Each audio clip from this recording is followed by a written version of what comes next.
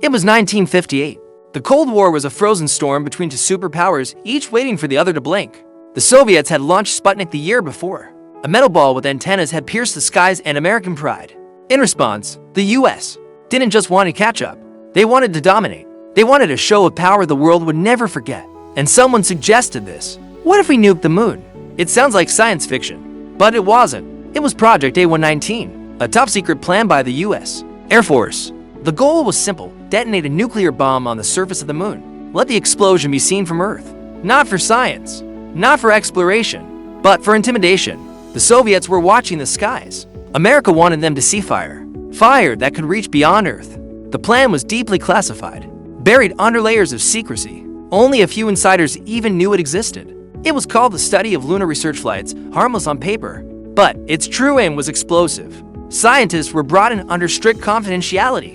Physicists, astronomers, military analysts. One of them was a young Carl Sagan. Yes, that Carl Sagan, the future voice of cosmic wonder.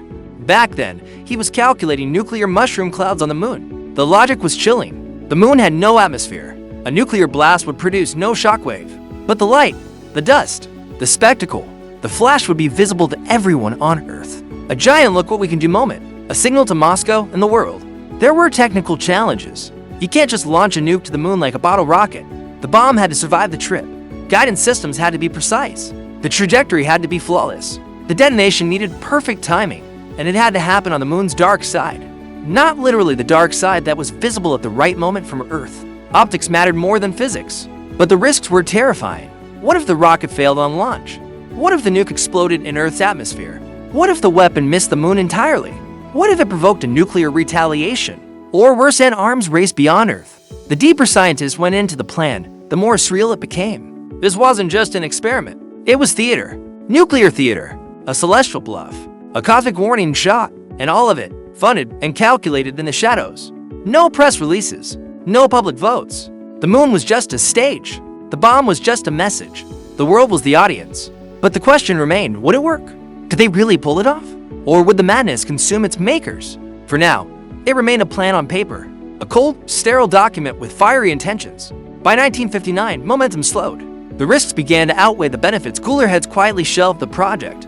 The public never knew. The moon stayed silent, and Project A119 vanished into obscurity.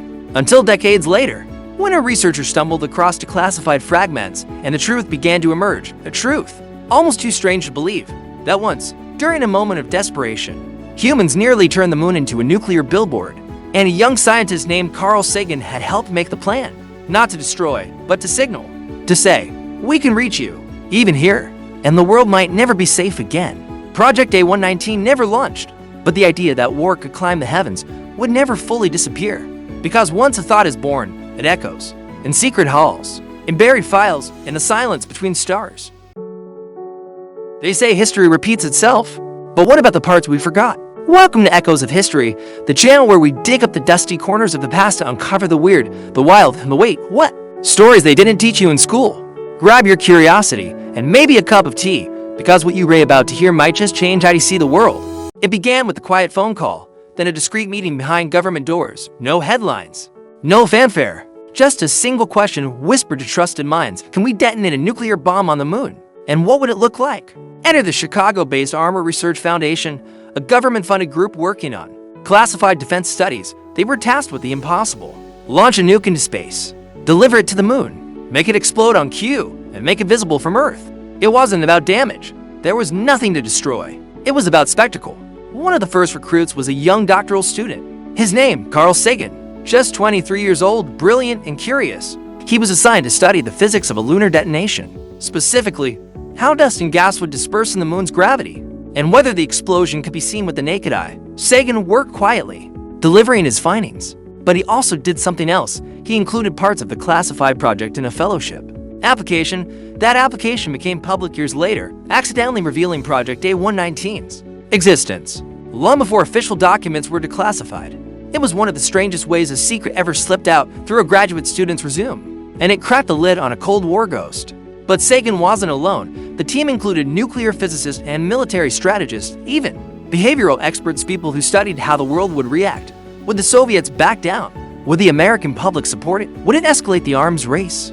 Project A119's nuclear device was likely a modified W-25 warhead, a small, tactical nuke, light enough for space flight. Its yield, about 1.7 kilotons, that's 1/10 of Hiroshima, but more than enough for a visible lunar explosion. Especially in the vacuum of space, scientists debated the moon's composition. Would it absorb the blast, or scatter dust into a glowing plume? Some wanted the detonation near the Terminator line, the shadow boundary between day and night. To maximize contrast for Earth observers, timing was everything. The launch had to coincide with the moon's position over U.S. skies. Visibility had to be guaranteed. Cameras would be aimed, telescopes readied, military personnel standing by. But beneath all the calculations was a darker current. This wasn't just science. It was psychological warfare, a silent message written in radioactive fire, a reminder that the U.S. could strike anywhere, even in space, in a sense. It was the birth of space militarization years before Reagan's Star Wars program, decades before. Hypersonic missiles, Project A119 was an idea ahead of its time, and possibly behind its morals. Some scientists voiced quiet concerns. They questioned the fallout, both literal and political. They wondered, what happens after the moon is nuked? Do we do it again? Do the Soviets respond with their own celestial detonation? Does space become the new battlefield, a place not of wonder, but war? Those questions were never fully answered. The project's documents were sealed. The discussions erased from official memory. Only fragments remained. A few files, a few names. One of the lead scientists later said it was a gesture of pure intimidation, an act to frighten, not enlighten, and for a while, the gesture remained theoretical, a hypothetical roar, never shouted, a bomb that stayed on paper. But that didn't mean the idea died. It went underground, waiting. The Cold War was a machine that devoured ideas. It turned science into threats, dreams into weapons. And Project A119 was one of its strangest offspring. A plan born in fear, raised in silence, and nearly unleashed on the face of the moon. Not for conquest, but for ego. In that era, silence was not enough. Power had to be shown, even if it meant lighting up the lunar sky with nuclear fire. To modern ears, it sounds insane. Nuke the moon. Why? But to Cold War minds, the question was, why not? In 1958, fear wasn't just national, it was cosmic. The Soviets had launched Sputnik, a metal ball circling above every American head. It beeped endlessly, a mechanical heartbeat. A reminder, they got there first. The U.S. scrambled, schools held duck and cover drills. Scientists were drafted like soldiers. America needed a response, something dramatic, something that said, we still own the sky. Project A119 wasn't just about science. It was theater, a cosmic show of strength. A nuclear explosion on the moon would have been visible from Earth. A bright flash on a familiar face, proof of dominance. Officials believed it would restore confidence in American superiority. It would humble the Soviets, it would thrill the public, but not everyone was convinced. Some scientists worried about unintended consequences, others thought it was too provocative. Even in secrecy, arguments erupted. Could the explosion damage the moon's surface? Would debris fall to Earth? The answer was no technically, but paranoia rarely obeys science. What mattered was perception. The moon, after all, wasn't just a rock. It was a symbol of mystery, love, mythology, time itself. Shakespeare wrote about it. Ancient farmers tracked it. Lovers kissed under it. Now, we were planning to explode part of it, to frighten another country. That was the logic of the Cold War. The planners claimed it would have no harmful effects, but in the vacuum of space, even truth sounds hollow. Who could be sure? And what about the message it sent to humanity? That no place was sacred, that even the moon could be militarized. As the project advanced, cracks began to form. Some in the military grew hesitant. They feared public backlash if the plan leaked. Others thought it was unnecessary. The U.S. was already developing better delivery systems, missiles, submarines, spy planes. Nuke the moon. It started to feel like overkill, even by Cold War standards. Still, the project remained active for months. Calculations were refined, simulations run. The plan evolved. Some wanted to detonate near a crater rim, where the flash would cast the longest shadow. Others debated using a larger warhead, something truly unforgettable, but bigger meant heavier. And then the 1950s, launch technology had limits. Rockets were unreliable. Accuracy was a gamble. One failure could result in an unintended detonation, or a radioactive crash landing back on Earth. That risk was never publicly acknowledged. Yet behind closed doors, it haunted the planners. What if the missile misfired? What if it fell on American soil? Suddenly, the moon felt far safer than Earth. But that didn't mean the project was sane, just possible. In time, interest waned, new priorities emerged. NASA was born, and in the space race changed tone, from domination to exploration, from nukes to Neil Armstrong. Project A119 faded. From memory, its papers buried, its name erased from official history. but the impulse behind it. The urge to control space never really disappeared. The Cold War turned outward from Earth to orbit, from bullets to satellites, but the moon, it was spared, just barely.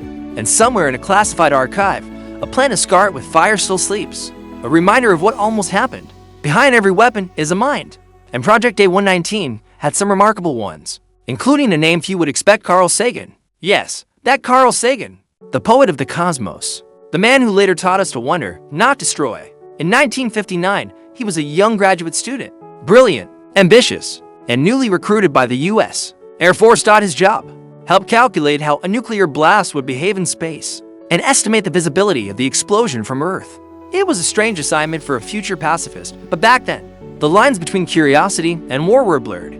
Science was the battlefield. Sagan's contribution remained secret for decades. He never spoke of Project A119 publicly, not even during his years as a space advocate.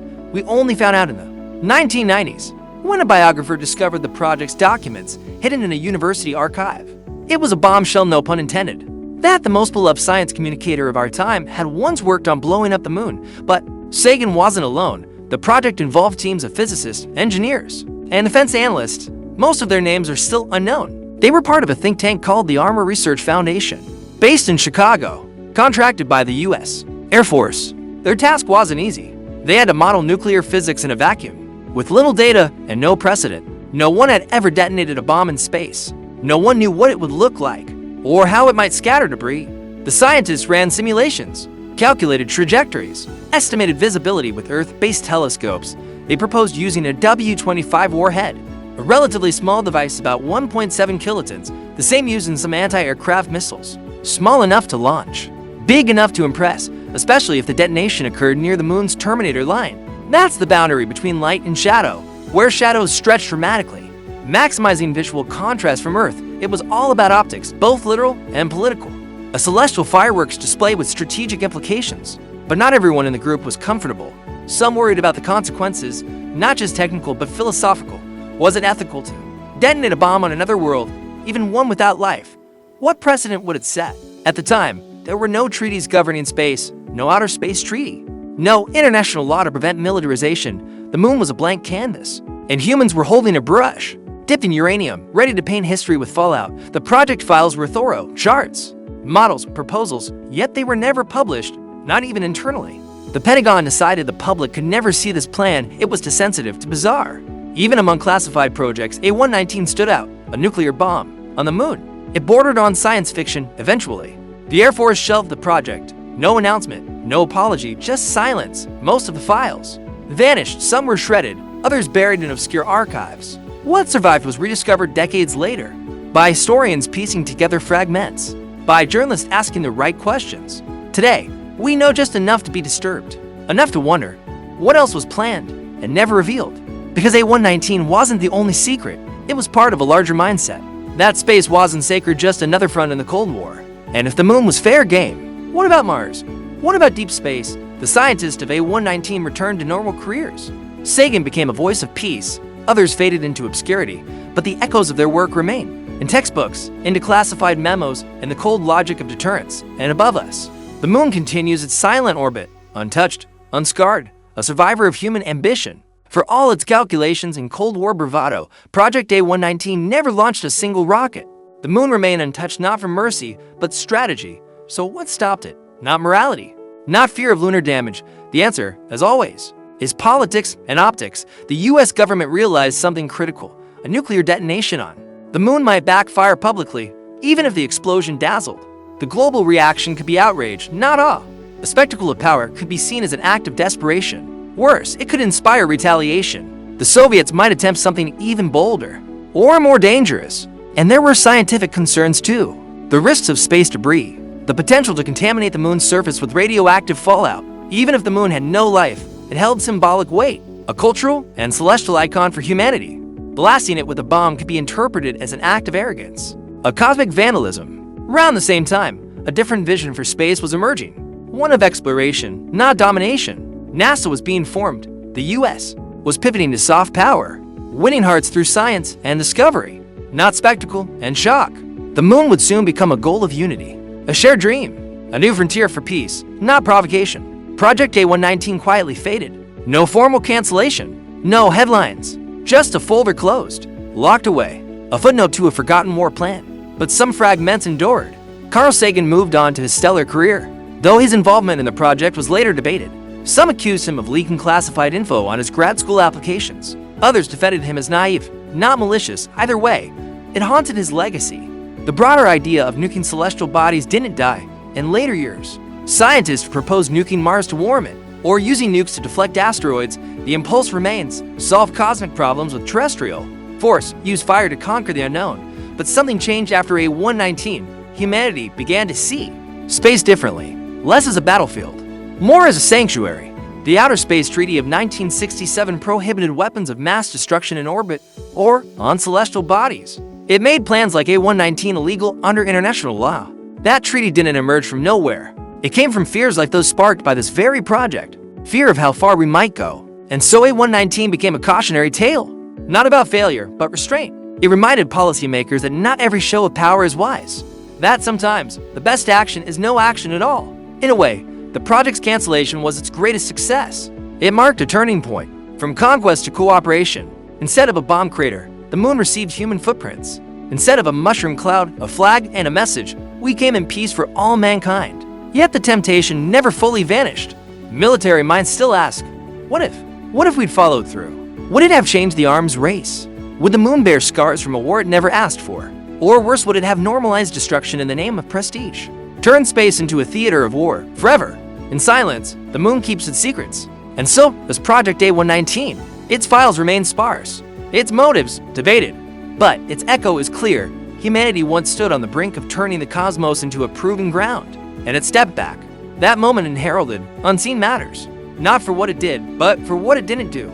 That's the power of restraint, of humility before the unknown, of choosing silence over shockwaves. We didn't nuke the moon. We looked up and chose differently. That choice might define us more than any explosion ever could. But not everyone agreed the story should end there. Project A119 is gone. No countdown, no detonation, no crater on the moon. Just whispers in the classified papers, yet its existence reveals something uncomfortable. That even in our most wondrous ambitions, we carry the instincts of conquest. The moon was never a threat. It held no armies, only silence and stars. But in the shadow of Cold War paranoia, even silence became suspicious. Even the moon became a target. This wasn't the only wild plan of the era. The US considered building lunar military bases. The Soviets had lunar strategies too. Some ideas involved launching missiles from the moon. Others imagined it as a surveillance outpost. War in space wasn't just science fiction, it was policy. In that world, Project A119 made perfect sense. Detonating a nuke for show was logical. A cosmic theater of intimidation, but we didn't follow through. Maybe because someone somewhere paused long enough to ask, why? Why send a message through destruction? When discovery was an option, that shift matters because it gave birth to something else. The space age as we know it, the Apollo missions, Voyager, Hubble, Mars rovers, and space telescopes. Instead of ash and fallout, we sent cameras, instruments, and hope. Curiosity became our banner. And yet, the impulse to dominate space still stirs. Today, nations discuss weaponizing orbit, satellites capable of disabling enemy tech, hypersonic missiles, cyber attacks from space-based platforms. The moon is again a focal point for science, but also territory, resource extraction, strategic positioning. We've learned a lot since 1959, but have we truly changed? Project A119 reminds us that behind every great leap lies a fork in the road. Creation or destruction, discovery or dominance. The choice is ours, and history watches. The name A119 feels clinical, bureaucratic, forgettable, but beneath that cold title was a flashpoint in human thinking we dreamed of touching. The moon, and we almost arrived there in fire. Before changing course. Today, the moon rises still pale, scarred by ancient meteor strikes, but untouched by our bombs. It remains a mirror in the sky, reflecting not only our wonder, but our restraint. Sometimes, the most powerful legacy is the story of what we chose not to do, what we left undone. We were here. We were angry. We were afraid. But we didn't light the fuse. We paused. We imagined another way. That fragile, quiet decision was one of civilization's most important. So, next time you look at the moon, remember, it almost bore the mark of war. Almost became a symbol of nuclear arrogance. Instead, it became a milestone of peace. A shared destination. A gentle reminder that power without wisdom is chaos. And wisdom without memory risks forgetting how close we came. Project A119 remains a footnote, but footnotes matter. They hold the stories we're not proud of, stories that remind us humanity can plan the unthinkable and still choose the unimaginable. Alternative restraint. A bomb was never dropped, but a message still echoed, one that says, the sky does not belong to war. The stars do not speak in violence. And even when fear tells us to destroy, wonder can still lead us home. Not with a blast, but with a whisper. In the end, Project A119 was not an act of violence. It was a question we answered with silence, and that silence may be the most powerful sound we've ever made. That's it for today's Forgotten Tale. If this story made you raise an eyebrow, don't forget to like, subscribe, and ring that dusty little bell so you never miss another echo from the past. Drop it in the comments. We're always listening for new echoes. Got a weird bit of history you think we should cover? Until next time, keep your curiosity loud and your history weird. That's it for today's Forgotten Tale. If this story made you